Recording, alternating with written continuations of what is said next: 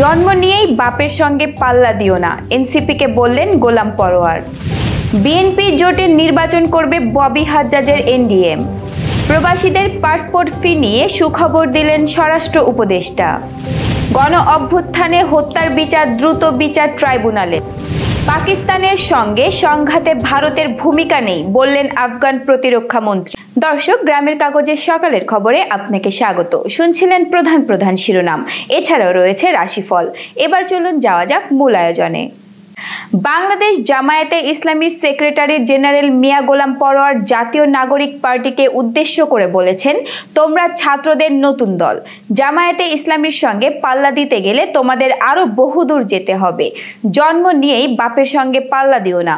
সোমবার বিকেলে সাতক্ষীরার তালায় ফুটবল মাঠে অনুষ্ঠিত ছাত্র যুব সমাবেশে প্রধান অতিথির বক্তব্যে এসব কথা বলেন তিনি। জামায়াতে ইসলামীকে নিয়ে জাতীয় নাগরিক পার্টির আহ্বায়ক নাহিদ ইসলাম যে ফেসবুক পোস্ট দিয়েছেন তার সমালোচনায় এসব কথা বলেন পরোয়ার। ছাত্রদের দলের নেতা দুঃখজনক পোস্ট দিয়েছেন উল্লেখ করে গোলাম পরোয়ার বলেন, তিনি বলেছেন জামায়াতে ইসলামী নাকি সংস্কার চায় না। জামায়াতে ইসলামী সংস্কার ও নতুন সংবিধান সংলাপে ভূমিকা রাখেনি, অথচ ঐক্যমত কমিশনের লিখিতভাবে 6টি সংস্কার প্রস্তাবের মধ্যে আমরাই প্রথম পূর্ণাঙ্গ রিপোর্ট দিয়েছি। তারা চাচ্ছেন আমরা যেন তাদের সমালোচনা করি, কিন্তু কেউ তো তাদের নামই নিচ্ছে না। সারা দেশের মানুষ এবার দাঁড়িপাল্লায় ভোট দিতে প্রস্তুত আছে জানিয়ে জামায়াতে ইসলামীর সেক্রেটারি জেনারেল আরও বলেন, নতুন বাংলাদেশে যে ঢেউ শুরু হয়েছে তা সারা বাংলাদেশে পৌঁছে দিতে হবে। জামায়াতে ইসলামী গুম, খুন, লুটপাট ও দুর্নীতিমুক্ত একটি মানবিক বাংলাদেশ গড়তে চায়। আগামী জাতীয় সংসদ নির্বাচনে বিএনপির সঙ্গে জোটবদ্ধ হয়েই অংশ নেওয়ার ঘোষণা দিয়েছে জাতীয়তাবাদী গণতান্ত্রিক আন্দোলন এনডিএম। দলটির চেয়ারম্যান ববি হাজ্জাজ ঢাকা 13 আসনে প্রার্থী হতে চান। জোটের কাছে আরও কিছু আসন চাই তার দল। ববি হাজ্জাজ বলেন, যুগপৎ আন্দোলনে আমরা সবাই একত্রিত ছিলাম।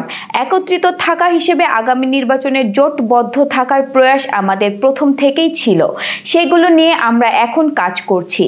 যুগপৎ আন্দোলনের নেতৃত্বে ছিল বিএনপি, সে কারণে জোটের নেতৃত্বেও আছে বিএনপি। আমরা যারা আন্দোলনে একত্রিত ছিলাম গত কয়েক মাস ধরেই তারা বিএনপির সঙ্গে আলোচনা করছি।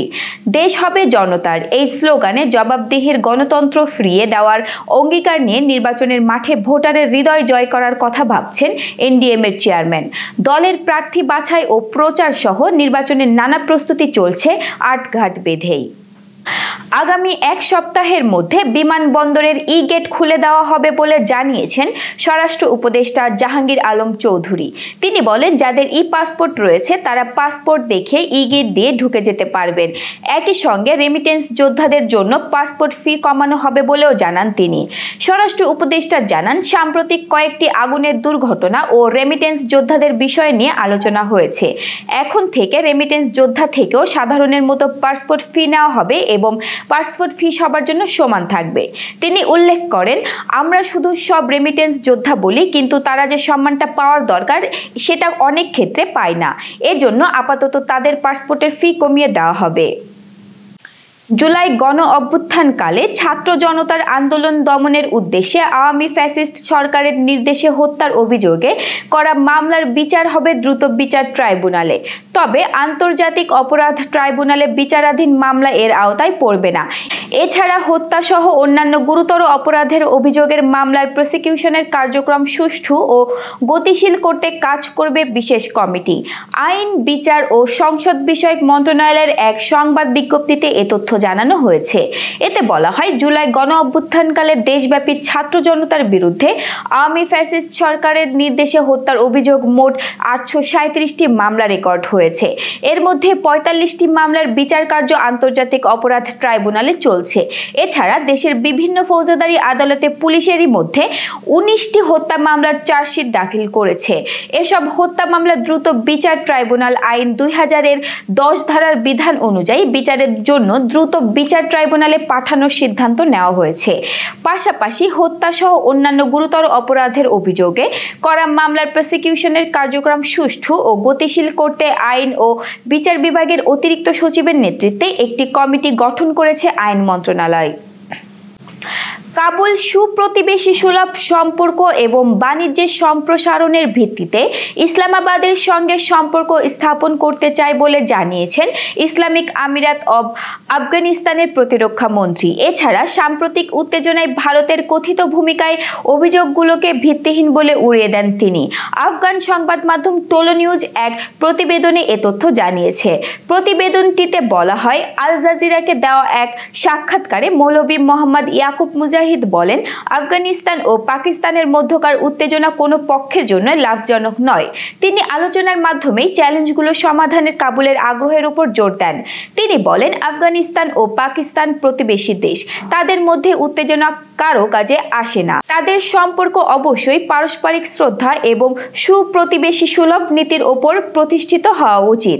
আফগানিস্তান ও পাকিস্তানের মধ্যকার সাম্প্রতিক উত্তেজনায় ভারতের কথিত ভূমিকা সংক্রান্ত এক প্রশ্নের জবাবে আফগান প্রতিরক্ষা মন্ত্রী এই অভিযোগগুলোকে ভিত্তিহীন বলে উড়িয়ে দেন।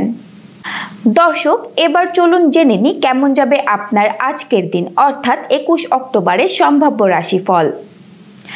মেষ রাশি, আজ মনোবল ও আত্মবিশ্বাস বাড়াতে পারে। নতুন পরিকল্পনা শুরু করার জন্য ভালো দিন। কারো সঙ্গে বিতর্ক এড়িয়ে চলুন। আর্থিক ক্ষেত্রে অতিরিক্ত ঝুঁকি নেওয়া ঠিক হবে না। বৃষ রাশি, পরিবার ও ঘরের বিষয়গুলো আজ গুরুত্ব পাবে। বন্ধুরা বা সহকর্মীদের সঙ্গে মন খুলে কথা বলুন। স্বাস্থ্য ভালো থাকবে, তবে বিশ্রামের প্রয়োজন আছে। মিথুন রাশি, কর্মক্ষেত্রে চ্যালেঞ্জ আসতে পারে, তবে ধৈর্য ধরে কাজ করলে সাফল্য আসবে। নতুন সুযোগ আসার সম্ভাবনা আছে। আর্থিক ক্ষেত্রে সতর্ক থাকুন। কর্কট রাশি, মানসিক শান্তি বজায় রাখার প্রয়োজন। আবেগ নিয়ন্ত্রণে রাখুন। ঘরোয়া বিষয় ও ব্যক্তিগত সম্পর্কের দিকে মন দিন। সিংহ রাশি, ক্যারিয়ার ও পেশাগত ক্ষেত্রে সফলতা আসতে পারে। নেতৃত্ব দেওয়ার সুযোগ পাবেন। স্বাস্থ্য ভালো থাকবে। প্রেমিক প্রেমিকার সঙ্গে সময় কাটানো ভালো হবে। কন্যা রাশি, আজ বিশ্লেষণাত্মক ক্ষমতা বাড়বে। গুরুত্বপূর্ণ সিদ্ধান্ত নেওয়ার জন্য অনুকূল দিন। আর্থিক ক্ষেত্রে লাভ হতে পারে। তুলা রাশি, পরিবারের সঙ্গে সময় কাটানো শুভ। পুরনো কাজ পুনর্বিবেচনা করা ভালো। যাত্রা বা ভ্রমণের সুযোগ আসতে পারে। বৃশ্চিক রাশি, আজ আত্মবিশ্বাসী থাকুন। নতুন প্রজেক্ট বা উদ্যোগ শুরু করতে পারেন। স্বাস্থ্য সুস্থ থাকবে। বন্ধুত্ব ও সম্পর্কের ক্ষেত্রে উদার হন। ধনু রাশি, শিক্ষা বা সৃজনশীল কাজের ক্ষেত্রে ফলপ্রসূ দিন। সামাজিক জীবনে সাফল্য আসবে। খরচ সামলাতে সচেতন থাকুন। মকর রাশি, আজ কাজের চাপ বেশি থাকতে পারে, তবে নিয়মিত কাজ করলে সাফল্য আসবে। আর্থিক ক্ষেত্রে ভালো বিনিয়োগের সুযোগ আসতে পারে। কুম্ভ রাশি, বন্ধু ও সহকর্মীদের সঙ্গে সহযোগিতা গুরুত্বপূর্ণ। নতুন যোগাযোগ লাভজনক হতে পারে। স্বাস্থ্য সচেতন থাকুন। মীন রাশি, আবেগের প্রভাব বেশি থাকতে পারে। ধৈর্য ধরে কাজ করুন। সৃজনশীল কাজের জন্য আজ শুভ দিন। আর্থিক ক্ষেত্রে স্থিতিশীলতা বজায় রাখুন।